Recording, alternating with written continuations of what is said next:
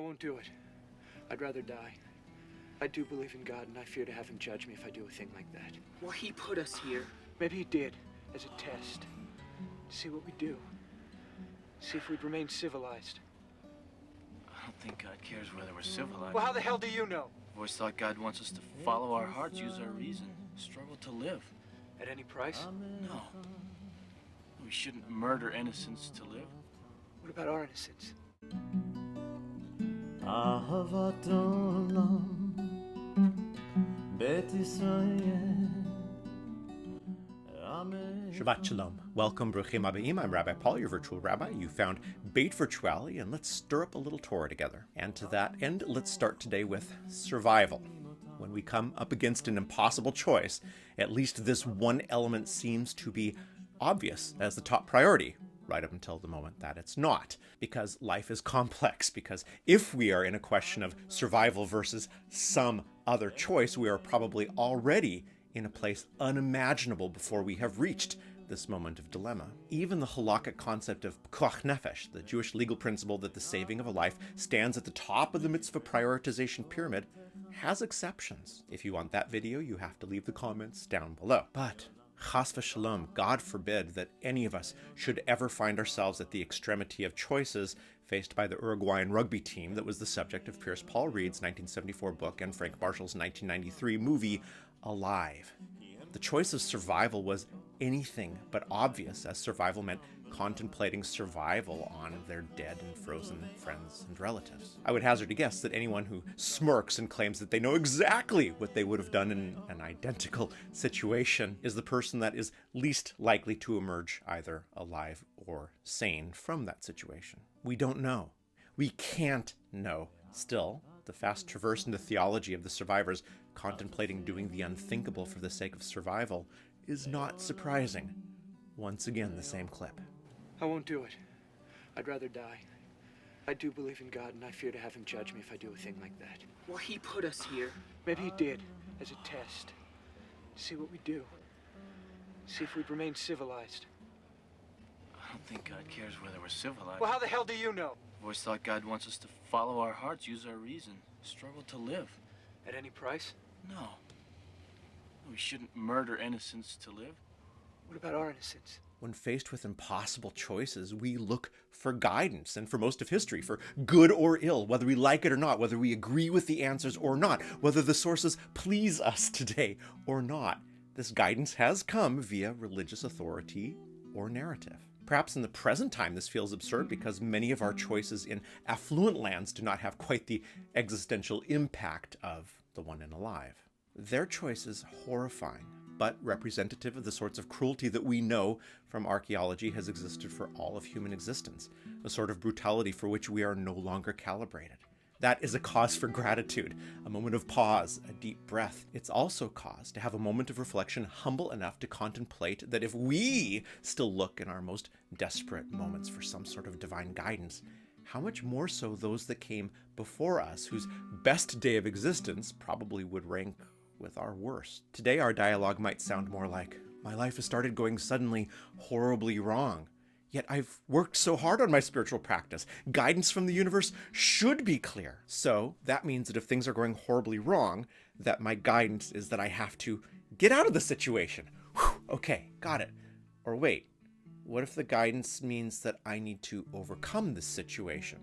Well, this isn't what I signed up when I started integrating prayer, meditation, ritual, mindfulness, drumming circle. This stinks. Regardless of explicit claims that may or may not be made in a given religion or spiritual path, it sure seems like those in a given religion or spiritual path have expectations of clear guidance when things go awry.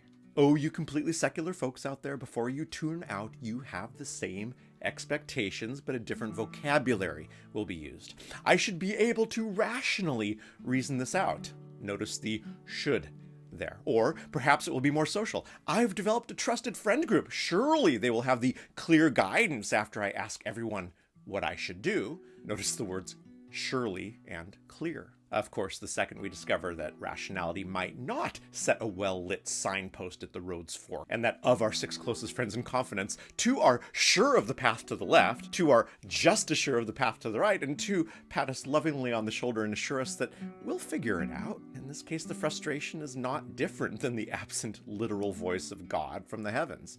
Regardless of the secular or religious narrative, both are still externalizations of our personal choices in order to have an outsourced voice or system of guidance point us left or right. This fascination with the need for clear guidance becomes implicit in Parashat Beshalach. We, in the narrative, are on our way out of Egypt at the very beginning of the long process that eventually leads to the Promised Land. And the narrative wastes no time, apparently, of making it clear who's on point. The Eternal went before them in a pillar of cloud by day, to guide them along the way, and a pillar of fire by night, to give them light, that they might travel by day and night. Well, this feels obvious. This feels biblical.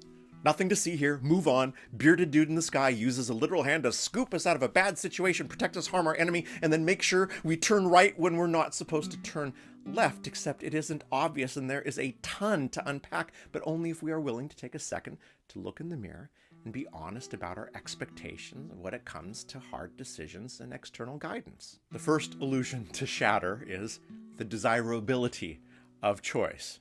Deep breath. We think we want it. Choice. We really don't. I finally just left my job at Brand X Inc., sent out 30 resumes, or more likely today, clicked on send resume 30 times on the Job Conglomerator website, and dang it, I am awesome, qualified, and I want 28 out of 30 to respond instantly and offer me a job with none of the problems from my last company because, I'm not personally responsible for anything that went wrong there. Okay, let's just say we get multiple offers, and after a winnowing process, end up with 2 pretty equal options that, no matter how deep we dig into, make neither a clear choice better than the other. We will not rejoice at the choice we have.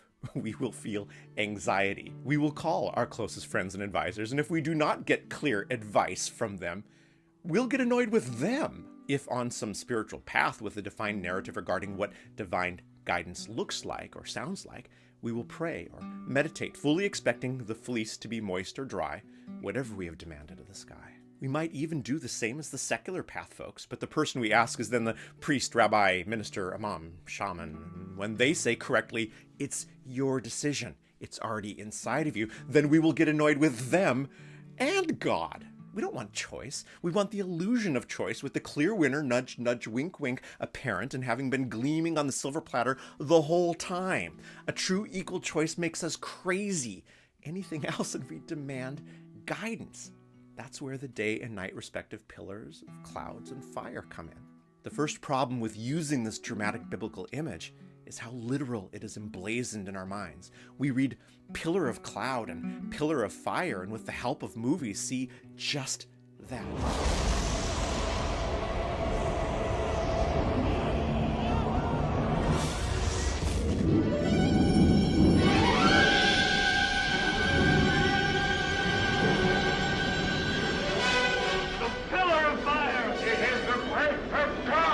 Thought comes, how can it not come? That's what divine guidance must look like. Only shortly followed by, why isn't my guidance so clear? Likewise, when we read of what seems to be a literal voice speaking with Abraham and Moses, the lack of a divine voice when we most desperately need to know what to do next can lead to despair. In short, the literal reading of how divine guidance is presented in the Tanakh leads to false expectations of what divine guidance actually is. Imagine the wisest person that can possibly exist. Not necessarily someone that does exist, but could exist. It is worth naming out loud the attributes of this person. What do they look like? Where are they? How are they dressed? And what are they doing? Do we fall into the cliche of the hermit guru on top of the mountain? Most of us will notice if we took the moment to name the first vision that came to mind, that this wise person was other, unless we in truth are that wise person and we have penetrated the deepest secrets of the pillars of cloud and fire. If we visualized ourselves or someone very much like us, the reasons are probably pathological. We visualize outside of our everyday because we believe we have no experience with this type of wisdom. And what does this hypothetical wise person do when confronting a dilemma? Well, most likely they simply know, perhaps after a pause for some reflection, the correct answer if there is a correct answer to be found. Because that would be the nature of this type of wisdom, right? The simple knowing of a thing that has the rest of us looking for pillars of fire or desperately seeking advice from those that know us far less than they probably think they do. Part of the beauty of divine guidance in the Tanakh is that it is specific to the need of the time. This is the secret, and this is the key. Figures like Abraham and Noah, for example, must hear a divine voice. And in the story, they do. Noah's story symbolizes the complete passing away of the old and the emergence of the new. Abraham's tale represents the disconnecting from one tribal system in order to make room for a different one that would eventually lead to the world-shattering thoughts such as, "The stranger in your midst you shall love as yourself, because you were once strangers in Egypt." Okay, that's the story. That's the stuff that's the source of what we learn. Turn those archetypal moments onto ourselves. When do we change? Change. Only when we're forced to. And when do we disconnect from the tribes that tell us what to do and think? We're all connected to a tribe that tells us what to do or think. If we don't think we are the ones being most controlled by that tribe. Tribe has a broad potential of definitions. Well, if we ever do at all disconnect, it is because through some revelation or trauma, we understand we cannot function as a subject of a tribe and are in the process of taking information that conflicts with tribal wisdom, and the tribe eventually rejects the emerging individuality from within us that's going to threaten the security of the tribe. That's the Abraham story. And of course, if this sounds too silly, go onto your main social media account and disagree with a single policy from within the politics of your virtual tribe. Let's go ahead and see how that works out for us. For these transformations to happen without hitting bottom or being kicked out, we would need an extraordinary jolt of wisdom. Heck, it might even be compared to, hearing a divine voice. If we were to write it down in a story that could be passed on. So that hearing of the divine voice becomes the symbolic, literary method of guidance for these specific types of transformations. Now, switch it up a little bit. Place yourself in the immediate days after the Exodus from Egypt and the last plagues. Don't place yourself in Miriam or Moses or Aaron or even anyone with access to these leaders. Place yourself in the tents of, say, the tribe of Dan, camped to the north of the tent of meeting along with Asher and Naphtali. A few weeks ago, still in slavery in Egypt, our life was untenable. But it was also all we ever knew and predictable. I knew where I lived. I knew my place in society. It was an awful place, but that is less frightening often than the unknown. Now I'm in a different place every day. I don't know my role. I don't know where I belong. People are trying to kill us. We're moving around. No one really knows who this Moses dude is. And what's this I hear about BLTs about to be outlawed? Someone better know what they're doing. Someone better be sure where they are taking us, because we sure don't know. Thus, in a time where all that is familiar has been left behind, we demand to know exactly where we are going. The images for divine guidance in this archetypal situation, therefore, are visible pillars for day and night, as the unknown gets even more terrifying at night and needs a more visceral symbol, fire, which doubles as the oldest symbol of safety for Homo sapiens. Each type of transformation where we individually or collectively feel unequal to the task and externalize the decision-making process has an appropriate, if not artistically compelling, symbol in the narrative to help us understand the nature of that decision, not to look for the same literal thing in our own personal existence. And in our text this week, it gets even better, as the word for pillar in Hebrew, amud, is exactly that, the columns that support something that is being built. What is the Exodus narrative if it's not creating the foundations for a new type of society that needs pillars for guidance? So now go back to our hypothetical wise person and imagine them encountering a dilemma. Watch them as they process the information through their wisdom. Wait, did you see that? That heartbeat from contemplation to decision? That subtle silence, perhaps? That deep breath? There it was, right there, in that twinkle of the eye. Divine guidance. No trumpet, no voice, no visible pillar.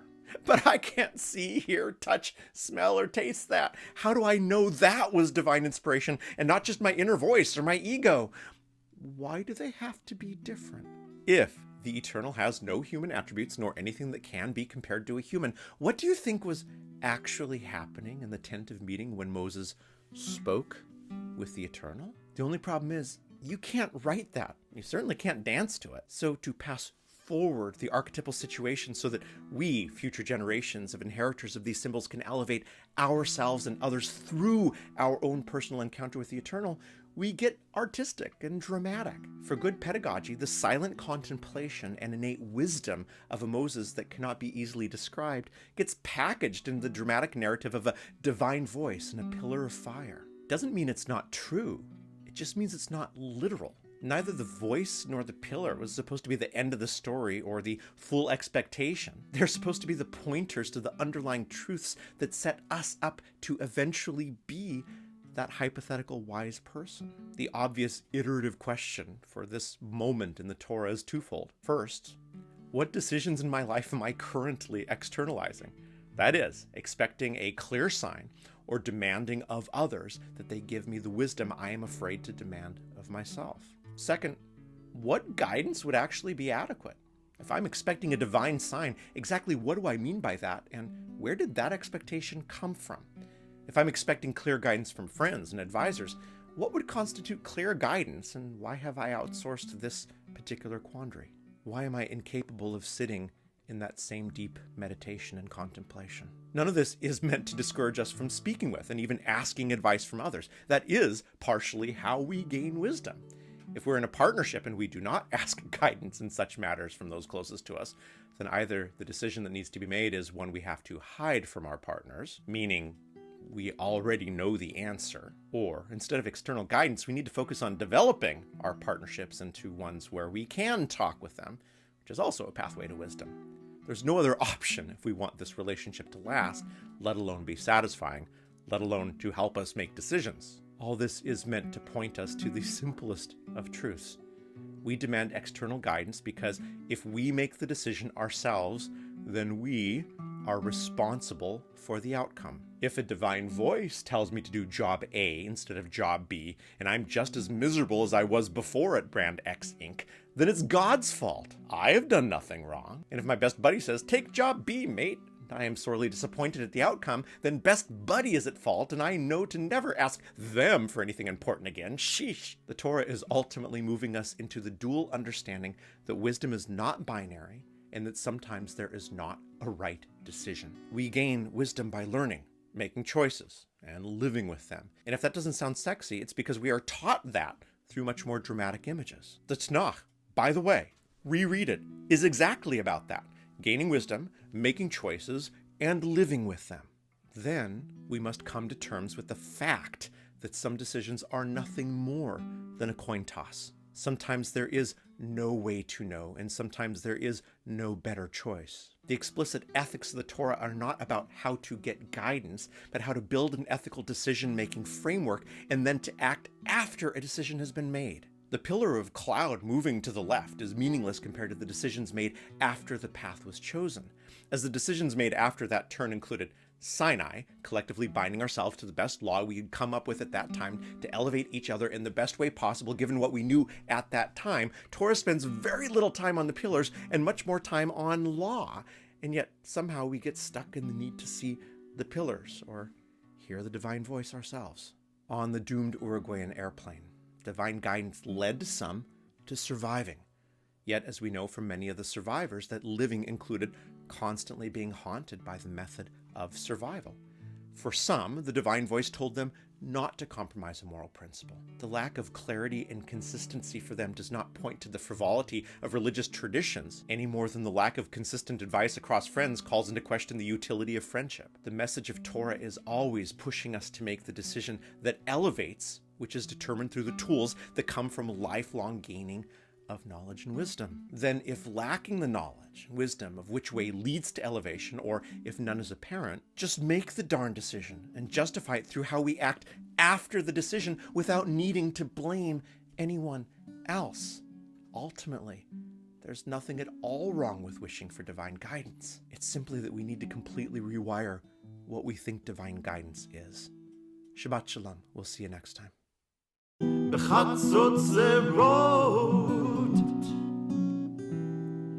וקול שופר הריעו לפני המלך אדוני